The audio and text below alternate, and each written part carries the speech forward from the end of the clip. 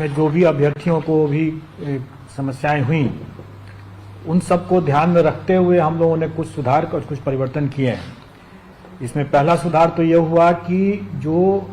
परीक्षा 2 दिन हो रही थी पहले, उस परीक्षा को हम लोगों ने एक ही दिन कर दिया ताकि लोगों को अनावश्यक एक दिन नाइट हॉल्ट यहाँ न करना पड़े। काफ़ी लोगों को पिछले बार कठिनाई हुई थी इसके कारण से, तो एक ही दिन की परीक्षा हम लोगों ने बना दिया है। इसीलिए हम लोगों ने वो जो क्वालिफाइंग वाला जो क्वेश्चन है वो घटा करके उसको हम लोगों को 30 कर दिया है और 30 इसी में जोड़ दिया है। मतलब अब टोटल क्वेश्चंस हो जाएंगे 150, जिसमें से 30 रहेंगे क्वालिफाइंग नेचर के और भाग 1 होगा, भाग 2 होगा वही फिर से 40 और 80 का जैसे पिछले बार था। और इस परिवर्तन से एक और हम लोगों ने परिवर्तन किया है कि 2.5 घंटे की तो खैर परीक्षा होगी, लेकिन जो टाई ब्रेकर जो इस बार हम लोगों ने देखा कि टाई ब्रेकर में हमें कुल प्राप्तांक जब एक समान हो जाते हैं तो टाई ब्रेकर हम लोगों ने डेट ऑफ बर्थ हमारा था और उसके बाद अल्फाबेटिकल ऑर्डर में नाम था। तो इस बार हम लोगों ने इसमें थोड़ा सा परिवर्तन किया है और टाई ब्रेकर इस तरह से रहेगा कि चूंकि भाषा वाला तो 30 नंबर वैसे भी क्वालिफाइंग नेचर का मेधा में नहीं जुट रहा है, इसलिए टोटल फुल मार्क्स तो 120 नंबर ही होंगे जो भाग 2 और भाग 3 को जोड़ करके होगा। उसके बाद जब इसमें जब टाई हो जाएगा तो फिर हम मेन पेपर का जो प्राप्तांक होगा भाग 3 का जो होगा उसका जिसका ज़्यादा होगा उससे हम वो टाई ब्रेकर बनाएंगे। और अगर वो भी अगर बराबर हो गया तो फिर दूसरा टाई ब्रेकर फिर बनेगा जो भाषा जो क्वालिफाइंग नेचर का है उसमें जिसको ज़्यादा नंबर आएगा वो सेकंड टाई ब्रेकर पॉइंट बनेगा। और उसके बाद फिर तब डेट ऑफ बर्थ और तब फिर अल्फाबेटिकल ऑर्डर में नाम।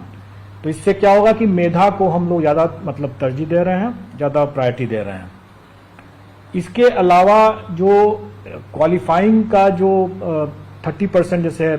उसका पास मार्क्स रहेगा वो यथावत रहेगा और विद इन दैट 30 जो है क्वेश्चन जो होगा उसके अंदर 8 क्वेश्चंस जो रहेंगे वो अंग्रेजी के रहेंगे और 22 क्वेश्चन जो रहेंगे वो हिंदी के रहेंगे। ये पहले वाले उसी 30 क्वेश्चन में 8 क्वेश्चन जो रहेंगे वो अंग्रेजी के रहेंगे और 22 क्वेश्चन जो रहेंगे वो हिंदी के रहेंगे। टोटल 30 का रहेगा, लेकिन और 9 नंबर उसमें क्वालिफाइंग रहेगा उसका। उसके अलावा जो जीएस का और जो फिर मेन पेपर का जो 40 और 80 क्वेश्चन रहेंगे 120 वो पूर्वत मतलब पिछले बार की तरह ही टोटल पर जो जीएडी का जो मापदंड है क्वालिफाइंग कट ऑफ का वो वही रहेगा।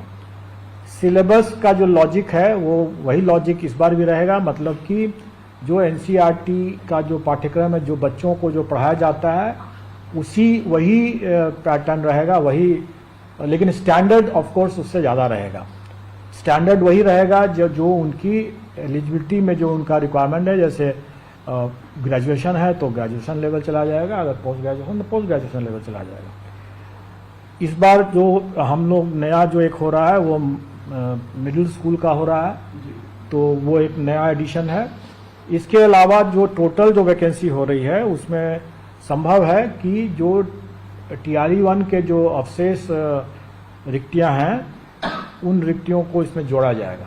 लेकिन इसको थोड़ा सा ये कंफ्यूज ना करें कि TRE 1 के जो अवशेष रिक्तियां वही हैं जिसमें कि नियुक्ति संभव ही नहीं है,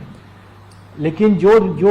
डॉक्यूमेंट वेरिफिकेशन के दौरान जो रिक्ति उत्पन्न होगी, जो ड्रॉप आउट्स होंगे या डॉक्यूमेंट वेरिफिकेशन में जो असफल होंगे उससे जो उत्पन्न होगी जो रिक्ति, उस रिक्ति को पहले हम सप्लीमेंट्री रिजल्ट से ही पूरा करेंगे और अगर नहीं कैंडिडेट मिलेगा तभी वो रिक्ति जो है वो राउंड 2 में जाएगा, मतलब TRE 2 में तभी जाएगा। तो दोनों तरह की रिक्ति है, लेकिन उसके बावजूद भी आप लोगों ने देखा ही होगा कि चूंकि STET की परीक्षा 2019 के बाद नहीं हुई थी तो कई विषय में ऐसे थे जिसमें कि कैंडिडेट्स बहुत कम थे और रिक्तियाँ ज़्यादा थी। इसलिए स्वाभाविक है कि उसमें हम कभी भी हम पूरी रिक्ति को तो भर नहीं सकते थे, तो वो रिक्ति तो खाली ही रहना था। तो वो रिक्ति जब खाली है तो वो रिक्ति TRE 2 में आ जाने की संभावना है और उसमें जब जैसे ही शिक्षा विभाग हमें बताएगा वैसे ही हम लोग इसको भी जोड़ देंगे। तो हमारे विज्ञापन में भी ये रहता ही है शर्त कि ये घट बढ़ सकता है, उसी हिसाब से रहेगा।